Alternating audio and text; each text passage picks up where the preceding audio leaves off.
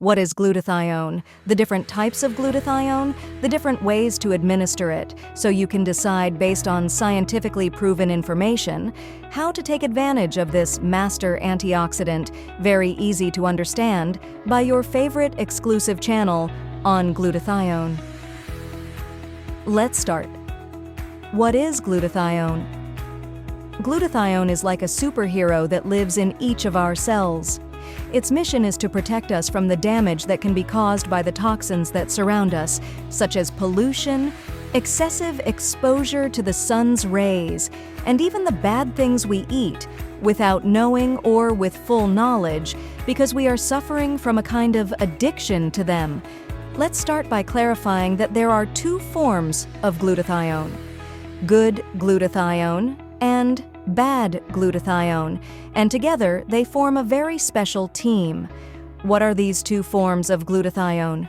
Reduced glutathione, in its acronym GSH, known as the good. Imagine reduced glutathione as the superhero in its strongest form. He is ready to fight against enemies who want to harm our cells. Its main mission is to protect our cells from free radicals. Free radicals are bad molecules that can cause damage inside our body. When glutathione is in its reduced form, i.e. GSH, it is full of energy and ready to fight and help our body to be healthy. Oxidized glutathione, in its acronym GSSG, known as the bad guy. Sometimes after glutathione reduces or scavenges free radicals, it converts to a form that can no longer protect us. This is the oxidized glutathione form, or GSSG. When glutathione is in its oxidized form, it runs out of strength and can no longer fight the enemies that damage our cells. But here's the good part. Our body is very smart and can convert oxidized glutathione back to its good form GSH, so it can continue to protect us. How do you measure glutathione? To find out how strong our superhero is, we can do a blood test that tells us how much of each type of glutathione we have. It's like taking a picture to see how many good glutathione and how many bad glutathione are in our body. It is important for the lab doing this analysis to be very careful and count both forms of glutathione, GSH, the good, and GSSG, the bad, to see if our body has enough superheroes ready to protect us. Detoxification helps our liver eliminate toxins, bad things that harm the body. What if there is more bad glutathione GSSG than good? If there is more oxidized glutathione GSSG than reduced GSH, it means our superhero is tired and can't do its job well. This could lead to our body getting sick more easily, and our cells could be in danger. Oxidized glutathione GSSG is not considered a free radical. Free radicals are molecules or atoms that have an unpaired electron, which makes them highly reactive. In the case of GSSG, it is formed when two molecules of reduced glutathione, GSH, combine after neutralizing free radicals. This means that GSSG no longer has the ability to neutralize free radicals and instead focuses on maintaining the redox balance within cells by being converted back to its reduced form GSH by the enzyme glutathione reductase. Free radicals are formed primarily through exposure to sources such as UV radiation, pollution, smoking, and internal metabolic processes, leading to oxidative stress when they accumulate in excess. For more detailed information on glutathione, including more than 180,000 studies, you can access the website PubMed.com, which offers in-depth articles and resources on glutathione and related topics. There are currently more than 187,000 studies on glutathione, and related to nanoglutathione, there are almost 1,700 studies, going as far as developing ways to bring us the benefits of glutathione, supported by the different studies related to nanotechnology, and improving the bioavailability of glutathione led to the creation of the nanonized version. Nanonized glutathione was developed to improve the absorption and stability of glutathione in the body. Nanotechnology has allowed glutathione particles to be reduced to nanometer size, facilitating its sublingual absorption, which means that it is absorbed directly through the buccal mucosa, reaching the bloodstream quickly and efficiently. Main lines of research that contributed to the development of nanonized glutathione we can find: nanotechnology and sublingual absorption. Different studies demonstrated that the reduction of particle size improves the bioavailability of supplements and drugs, allowing a faster and more effective absorption through the buccal mucosa. On the stability of glutathione in the digestive tract, research showed that orally administered glutathione is broken down in the stomach before being absorbed, which led to the search for alternative methods, such as the use of nanonization to protect glutathione during absorption. The efficacy of nanonized antioxidants. Comparative studies between different forms of glutathione. The evolution of glutathione delivery to the human body has been a fascinating journey that reflects advances in medical science and increasing demands from people for more effective and efficient treatments for both health and beauty.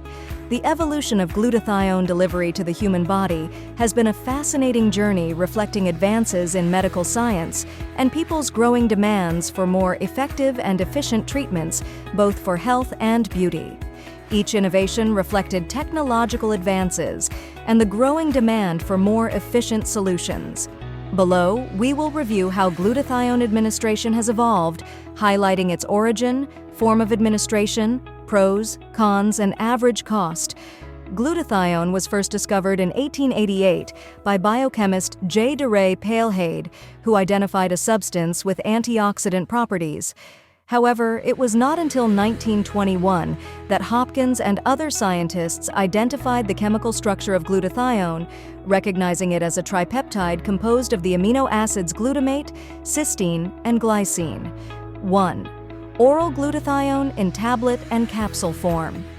The first attempt to supplement glutathione was through capsules and tablets. Scientists believed that oral intake would be the most convenient way for the body to absorb this antioxidant.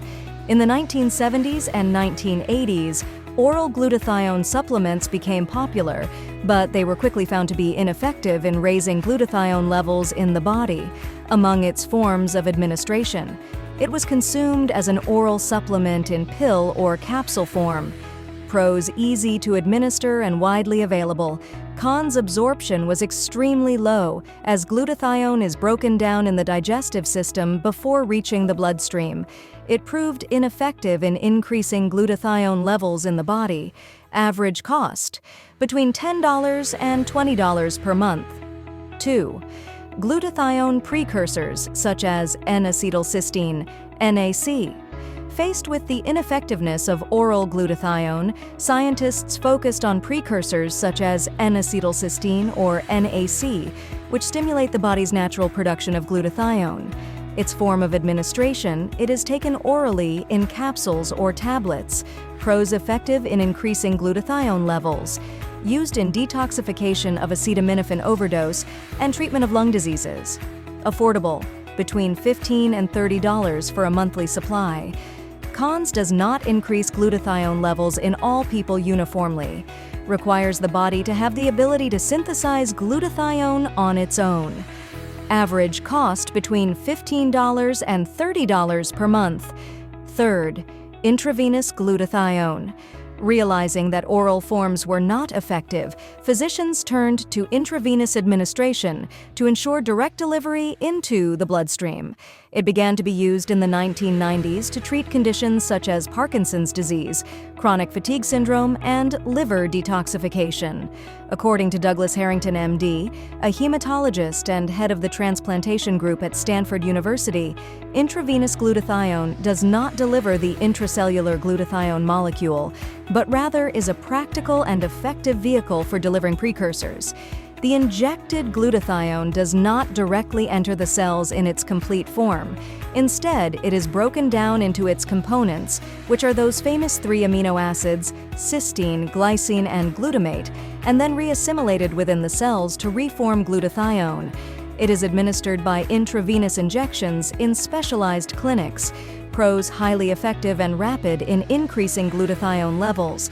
Used to treat chronic conditions such as Parkinson's disease and liver detoxification. The conversion process to glutathione is fast, can take between 20 minutes to 1 hour depending on the person, their health status, and the ability of their cells to synthesize glutathione from precursors. Cons requires medical assistance and administration in a clinical setting. To maintain adequate levels of intracellular glutathione on a continuous basis, multiple frequent intravenous administrations would be required, making this method less sustainable in the long term as the body uses or metabolizes it quickly. Expensive, between $100 and $200 per session. Invasive and not practical for daily use.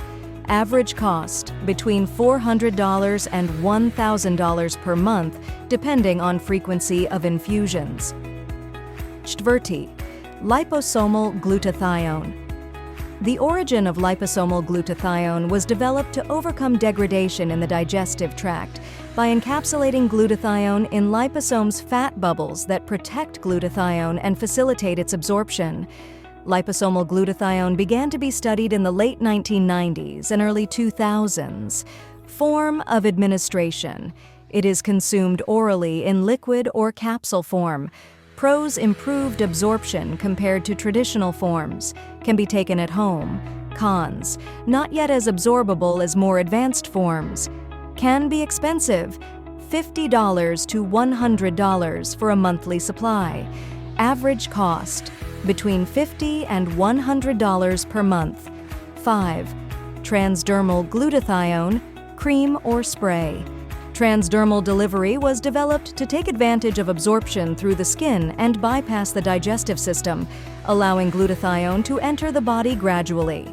It emerged as a more modern alternative to oral and intravenous administration of glutathione, taking advantage of the growing interest in transdermal delivery systems in the 2000s. It is applied directly to the skin in the form of a cream or spray. Pros: easy to use and convenient for home administration. Also offers skin benefits, such as brightening and regenerating damaged skin, as well as delaying the appearance of blemishes and signs of aging. Cons: absorption can be inconsistent and varies by skin type. Not everyone experiences a significant increase in glutathione levels. Average cost, between $30 and $80 per month depending on brand and formulation. 6th, S-acetyl glutathione is a modified form of glutathione that was developed in response to the challenges of low oral absorption of reduced glutathione. S-acetyl glutathione was created to protect glutathione from degradation in the digestive system by adding an acetyl group that improves its stability and absorption. Medical scientific studies began to be published around 2010, highlighting the efficacy of S-acetyl glutathione compared to conventional forms, suggesting that this form was developed after liposomal forms were extensively researched. It is taken orally in capsules. Pros: better absorption than conventional glutathione. Easy to take. Cons: still not as effective as intravenous or nanonized form. Relatively expensive, $40 to $80 per month. Average cost, between $40 and $80 per month. 7. Nanonized glutathione, today's innovation. Nanonized glutathione represents the latest breakthrough in glutathione delivery, using nanotechnology to reduce particle size to a nanometer level, allowing rapid absorption through the oral mucosa. It is administered sublingually, held in the mouth for about 30 seconds before swallowing. Pros: almost instantaneous and effective absorption. No injections or invasive procedures required. Ideal for daily use. Cons: cost may be a factor, although it is more affordable than intravenous glutathione, still relatively new to the market. Average cost, between $40 and $80 per month. In the history of glutathione, the different ways of making it available to us have advanced tremendously, from ineffective and inexpensive forms to high-tech solutions, such as nanonized glutathione, which offers maximum bioavailability and efficacy at a better price. Each stage of this evolution was a response to the need to provide people with the antioxidant benefits of glutathione in a more effective and affordable way. I bid farewell to you, your friend Andrea, by providing an answer as to why we consume and recommend nanonized glutathione in this exclusive glutathione channel. Because with the nanonized form, we can enjoy a super potent antioxidant that is easy to administer, effective and affordable. Until next time, love glutathione.